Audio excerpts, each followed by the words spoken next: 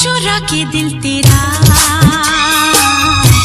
चली मैं चली। अदाकारा शिल्पा शेट्टी को फांसी फैलाने के केस में 15 साल बाद अदालत की तरफ से बड़ा रिलीफ मिल गया है, क्योंकि अब वो जेल की हवा खाने से बच गई हैं। शिल्पा शेट्टी माजी की मकबूल अदाकारा हैं, जिनके क्रेडिट पर बेशुमार सुपरहिट फिल्में हैं।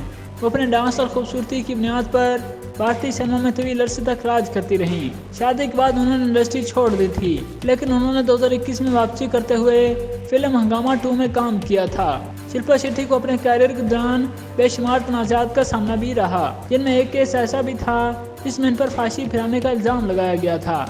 2007 में दिल्ली में एड्स से मुतल्लिक बेदारी के एक प्रोग्राम में हॉलीवुड अदाकार रिचर्ड गेयर ने शिल्पा शेट्टी के रुखसार पर सरेआम बोसे लिए थे और ये बोसे तनाज़े की वजह बन गए थे। इस पर भारत में इंतहा पसंद हिंदू जमात ने हंगामा खड़ा कर दिया और इस हरकत को भारतीय इक़्तिदार के खिलाफ करार देते हुए अदाकारा शिल्पा शेट्टी के खिलाफ फांसी फिराने के मुकदमा दर्ज कराए थे। लेकिन अदालत ने कहा था कि उनके खिलाफ इल्ज़ामात बेबुनियाद थे और वो अपनी ख्वाहिश के बरक्स एक दूसरे शख्स के इक़दाम का शिकार हुई थी। रिचर्ड गेयर ने इस वाक़े के बाद माफ़ी मांग ली थी। इनका कहना था कि वो सिर्फ ये दिखाना चाहते थे कि किसी को बोसा देने से HIV का खतरा पैदा नहीं होता।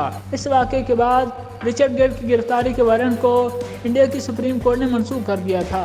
अदालत ने कहा था कि अदाकार के खिलाफ सस्ती शोहरत हासिल करने के लिए शिकायत दर्ज की जा रही हैं।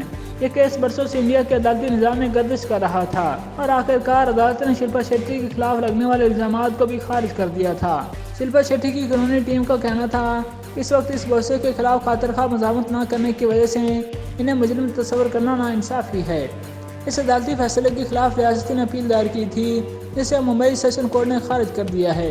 अदालत ने इस बारे में कहा कि शिल्पा शेट्टी और रिचर्ड गेयर दोनों मुकम्मल तौर पर बेकसूर हैं।